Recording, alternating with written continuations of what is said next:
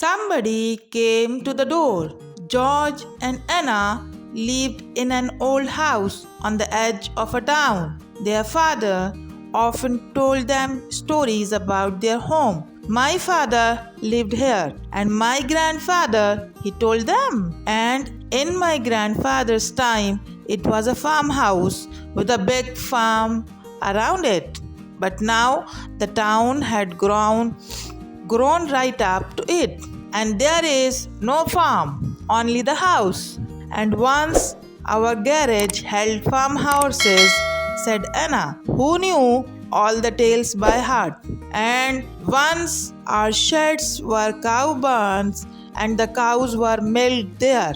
Yes, said her father, and your big playroom was the dairy, where the cream was taken off the milk, and where big golden pads of butter were made. It was lovely cool place then, and fine to see all the balls of cream set on stone slabs round the walls. And now it's our playroom, not a bit cold, and with bookshelves and toys cupboards round instead of stone slabs for cream, said Anna. Now one day when the two children were in their playroom reading, they heard a scribbling at the door.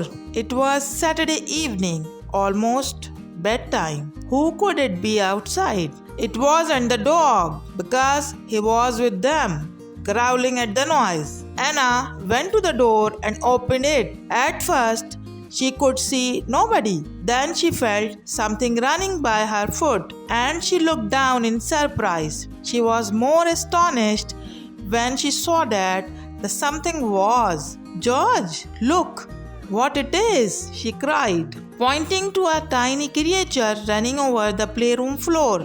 Gracious, said George, putting his hand on Tinker's collar. It's a brownie. So it was, a tiny little fellow, no bigger than a small doll. He stood there looking all around with his bright bird-like eyes. Where is my cream? He said in a high voice like a bird's. What cream? Said the children, astonished. Well, the cream that always poured out for me on Saturday night, said the tiny fellow, stamping his foot. Get it for me. You know what happens to people who forget to put out my cream for me? I turn their places upside down. Don't talk like that, said Anna. We haven't any cream to give you. Why should we anyway? I always have cream on Saturday night, always, cried the brownie with a stamp on his foot again. The farmer put it down for me in a saucer. Then suddenly the two children guessed what the tiny creature meant. He was talking about the days of long, long ago, when their house was a farm and the room they were in was a dairy. Don't you remember, Anna? Said George. Daddy told us how his grandfather used to put down a saucer of cream once a week for the brownie who came for it. If he forgot, he would have his balls of cream upset and his milk would turn sour. Oh yes, said Anna. She turned to the brownie.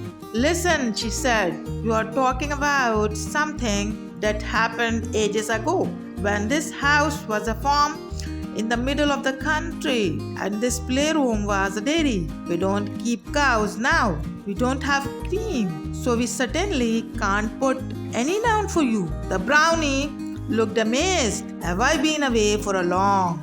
Then he said mournfully, you must have, said George. Where have you been since our great-grandfather's time? I was caught by a witch and put to sleep for years, said the brownie. 100 years maybe, I don't know. I have only just wakened again, and I came here where I used to live for my cream, and I want it too. What a strange story, said Anna. You can't have cream, little man? Listen, here comes our mother. Maybe she will give you milk. But before mother came into the room, the brownie had vanished. They knew he was somewhere there, though, because Tinker still stared at him Tinker could often see things they couldn't see. They told their mother all about the tiny man. She laughed. "You have been reading fairy stories," she said. "There aren't any brownies nowadays. Come along, it's time for bed." Now, the next morning, when the children came into their playroom, they stopped in horror. What a mess it was! All the toys had been thrown out of their toy cupboard. The books were scattered on the floor. The flowers had been taken out of the vase, and their jigsaw puzzles were upset on the carpet. "Who has done this?" said Anna.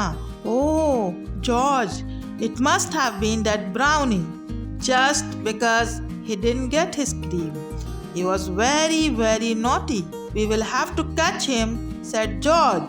"It's Sunday today and we will be going to church and Sunday school, so we won't have time to plan anything until tomorrow. We will put everything back and lock the cupboard." But the next morning, the room was just as upset. The children were really cross. "Tinker," they said to their dog, "is the brownie here? Look at him if he is, because we can't see him now." Tinker could not see him either, so the children knew he wasn't there. They began to think of some plan to catch and keep him prisoner. "I know! We could bake some cakes in our toy oven and fill a toy teapot with lemonade and put them on the table in the doll's house," said Anna. "We could leave the door open and he would be sure to go in when he saw the cakes. Then we could lock him in and make him a prisoner, but he would see us shutting the door," said George. "We could tie a bit of string to it, pass the string inside the house and up the chimney, and pull hard when he is in," said Anna. "Then when we pulled, the door would shut, because the string inside the house would pull it shut when we pulled." "That's very good idea," said George. So Anna baked some tiny cakes and George filled the doll's house teapot with lemonade. They set out a cup and saucer and plate on the kitchen table inside the doll's house. Then they tied black thread to the inside handle of the front door and ran it through the kitchen and up the chimney till it came out at the top. They ran the thread right to the toy cupboard. "We will both hide in the big toy cupboard," said George. "Then, as soon as the brownie comes in and goes to the house, we will pull the string and click. The door will shut and he will be caught. We can rush to the house and lock the door with its tiny key. He can't get out of the windows because they don't open. How shall we know when he goes into the house? We hardly ever see him," said Anna. "He is nearly always invisible." "Well, we will shut the little front door," said George, "and we shall see it opening. When he goes inside, we shall know then." That night, they hid in the toy cupboard, leaving the door open, just a crack so that they could see. After a while, they thought they heard pattering footsteps on the floor. Then they felt sure the brownie was reading the little note they had left for him.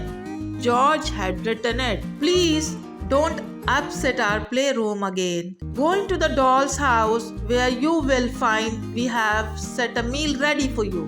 The note went up in the air and down, as if someone had picked it up, read it, and put it down again. And then they saw the door of the doll's house opening. The brownie was going inside. Quick as lightning, George pulled hard at the black thread that ran across the floor, up the side of the doll's house, down the chimney, and over to the inside handle of the little front door. It shut with a click. "Hold it shut with the stick, Anna, whilst I go and lock it," cried George. What a to do there was when the brownie found himself a prisoner. How he squealed and kicked and stamped. How he threw things about in the doll's house. It was really dreadful. He was a very naughty little thing indeed. He made himself visible at once and they saw him peering out of one of the windows. Let me out! Let me out! He yelled, but they didn't. That was last week and he is still there. What in the world are they to do with him? They asked their old granny because their mother and father wouldn't believe them. She laughed, but she told them what to do. You take him in the doll's house to the nearest farm you know, she said. One that has a dairy with cream, set him free there, and he will never come back to plague you. So that what they are going to do, I hope the farmer's wife puts down a little cream for him each week, don't you? It isn't often that a farmhouse has its own brownie these days.